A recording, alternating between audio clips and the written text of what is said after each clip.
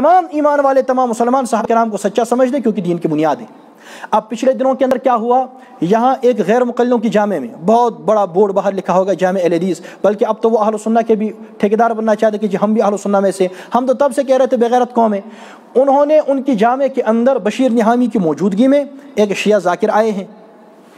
وہ ان کے سامنے گفتگو کرتے ہیں اور ویڈیو، وہ غیر مقلد عوام سامنے بیٹھ کر ویڈیو اٹھا رہی ہے، اور حضرت نہامی صاحب تشریف فرما ہیں، اور وہ ذاکر صاحب اس میں کہتے ہیں کہ میں عبداللطیف کندی کا بڑا دوست ہوں، میں نے ان سے کہا کہ میں وہاں جا رہا ہوں وغیرہ وغیرہ۔ وہاں جا کر انہوں نے گفتگو کی۔ اگر وہ اتحاد پر گفتگو کرنا چاہتے تھے ٹھیک بات ہے بھائی، آپ اتحاد پر گفتگو کریں، کوئی پریشانی نہیں۔ انہوں نے وہاں جا کر ابو بکر کی خلافت کا انکار کیا، اور وہ سارے بغیرت دیکھتے رہے، سارے بغیرت دیکھتے رہے، اور خود ویڈیو بنا کر کے اس کے بعد اپلوڈ کر دی، اور للٹ پارٹی کہہ رہی اتحاد ہو گیا۔ تو وہ وہاں تشریف لے گئے ہیں، وہاں انہوں نے گفتگو کی ہے، اور وہاں فرمایا کہ آپ کے یہ خلیفہ ہیں،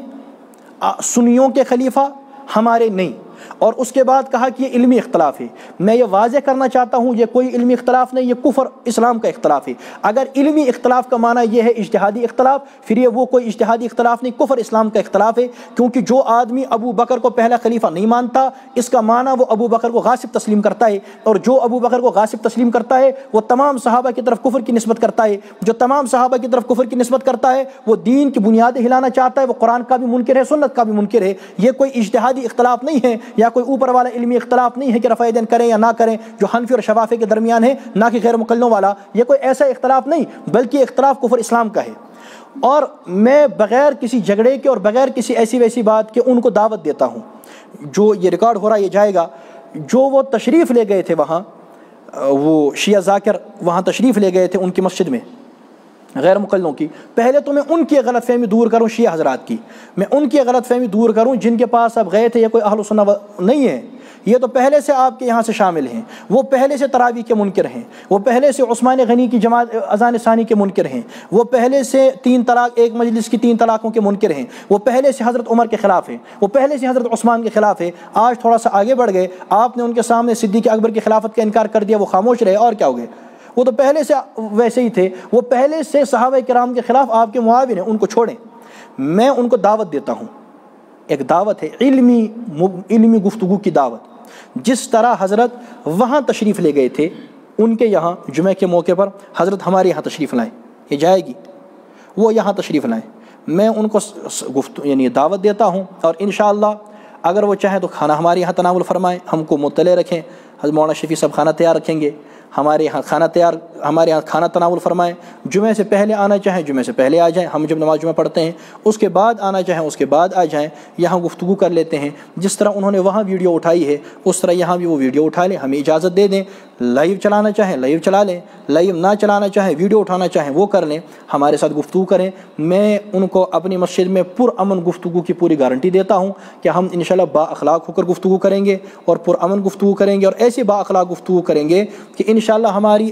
اخلاق بھری گفتگو، اور جیسے ہم آپ کے ہنستے ہوئے آپ سے گفتگو کریں گے آپ انشاءاللہ متاثر ہو جائیں گے، اور دلائل سے بھی متاثر ہوں گے۔ آپ ہمیں آ کر قائل فرمائیں،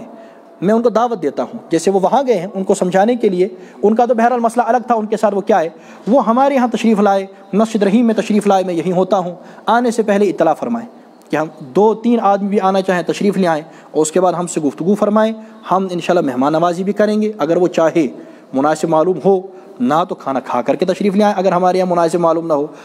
بہتر رہتا کہ ہمارے یہاں تناول فرمائیں، اس کے بعد ہم سے گفتگو کریں۔ میں اوپن چیلنج کرتا ہوں اسی موضوع پر، موضوع رہے گا کہ ابو بکر صدیق کی جو خلافت واقع ہو چکی ہے وہ برحق تھی یا غصب تھا؟ نمبر 2، جو اس کو غصب کہتا ہے یہ کفر ہے یا اسلام ہے، اس پر گفتگو کریں، وہ اس پر ہمیں دلائل سے قائل کریں کہ صدیق اکبر کی خلافت کا انکار کرنا اور ان کی طرف غصب اور کفر کی نسبت کرنا یہ کفر نہیں ہے، وہ اس پر دلائل دیں۔ میں دلائل سے ثابت کرتا ہوں کہ یہ کفر ہے۔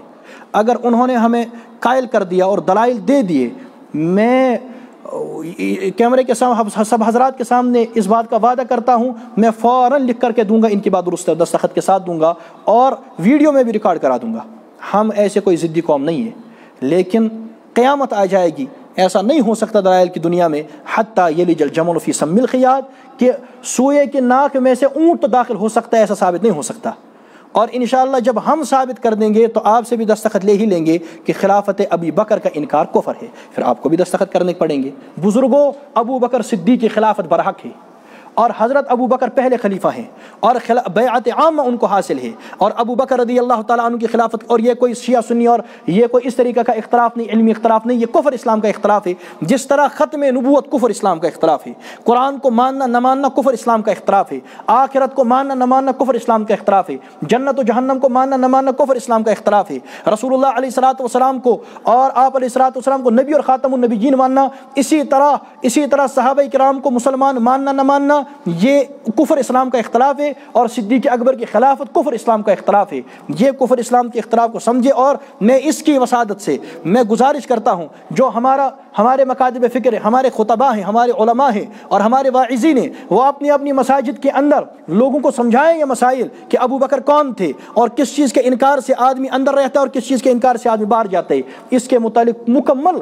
وہ لوگوں کو آگاہ کریں اور اس کے متعلق گفتگو کریں۔ اور میں ان سے پھر سے کہتا ہوں، اور اپنے بارے میں ان سے کہتا ہوں، الحمدللہ اللہ کے فضل و کرم سے جب آپ ہم سے گفتگو کرنے آئیں گے، جو میں گفتگو کروں گا، میں الحمدللہ دیوبندی ہوں، اور جو میں گفتگو کروں گا، میری گفتگو کا انکار میرے مکتب فکر میں سے اوپر کے مولوی سے لے کر نیچے کا آدمی تک کوئی نہیں کرے گا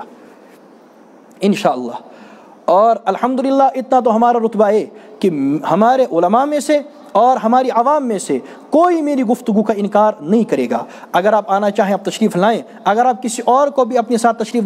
لینا چاہیں جو آپ کہیں وہ یہ گفتگو کرنا چاہتے ہیں، لے آئیں، کوئی پریشانی نہیں، لیکن کسی ایسے کو لے آئیں کہ جس کا اپنے یہاں کوئی مقام، بعد میں شیعہ کہیں گے ہم جانتے ہی نہیں، اسے غیر مقلد بار بار کرتے ہیں، کسی کو بھیج دے بعد میں کہتے ہیں ہم نہیں جانتے۔ کسی ایسے کو لے آئیں جس پر شیعہ لوگ اعتبار کرتے ہوں، تاکہ ایک ہی بار معاملہ ہو جائے آر یا پار، یا آپ کی بات درست ہو جائے یا ہماری بات درست ہو جائے۔ اگر آپ تشریف لائیں، میں ان سے اب بھی کہتا ہوں جو وہاں بشیر نعامی کے یہاں لے گئے تھے تشریف، تو اگر آپ ہمارے یہاں تشریف لانا چاہیں ہم کو مطلع فرمائیں، کوئی پریشان، اگر کسی جمعہ کی صبح کو آپ کا ارادہ بن گیا آپ تشریف لے آئیں، مجھے کوئی نئے مطالعے کی ضرورت نہیں پڑے گی۔ الحمدللہ ہمارا علم، ہمارا مطالعہ مضبوط ہے، اور مجھے اس مسئلے پر کوئی نئی کتاب دیکھنے کی ضرورت نہیں ہے۔ اگر ابھی بھی کوئی مجھ سے گفتگو کر لے ہم تیار ہیں، تو آپ تشریف لے آئیں اور اچھی طرح تشریف لے آئیں۔ جب بھی آپ کا موڈ بنے، 1 ہفتہ بعد، 2 ہفتہ بعد، 3 ہفتہ بعد، مہینہ بعد، 2 مہینہ بعد، جب بھی آپ آنا چاہیں آپ تشریف لے آئیں۔ یہاں سے کسی اور کو ساتھ لانا چاہیں، آپ ایران سے کسی کو لے آنا چاہیں، آپ تشریف لیں، اچھی طرح آ جائیں، ہم انشاءاللہ گفتگو کر لیں گے، اور بااخلاق گفتگو کر لیں گے، اور مدلل گفتگو کر لیں گے، اور انشاءاللہ تحقیقی گفتگو کر لیں گے، تاکہ بات بالکل واضح ہو جائے۔ اور اگر پہلے تو مجھے لگتا ہے کہ آئیں گے نہیں، تشریف نہیں لائیں گے، کیونکہ وہ تو ان کو لگتی ہے نا اپنی نسب برادری، وہاں تو وہ چلے جاتے ہیں، ہمارے یہاں نہیں آئیں گے۔ لیکن اگر تشریف لے آئیں تو انشاءاللہ وہ گفتگو وادی کے اندر اس مسئلے پر ان کے ساتھ اول گفتگو بھی ہوگی اور آخر گفتگو بھی ہوگی، کیونکہ اس گفتگو کے بعد ان میں سے کسی کی ہمت نہیں رہے گی کہ وہ اس مسئلے پر ہمارے ساتھ گفتگو کر سکیں۔ اللہ تعالیٰ سمجھنے کی توفیق عطا فرمائے۔ وآخر دعوانا ان الحمد للہ رب العالمین۔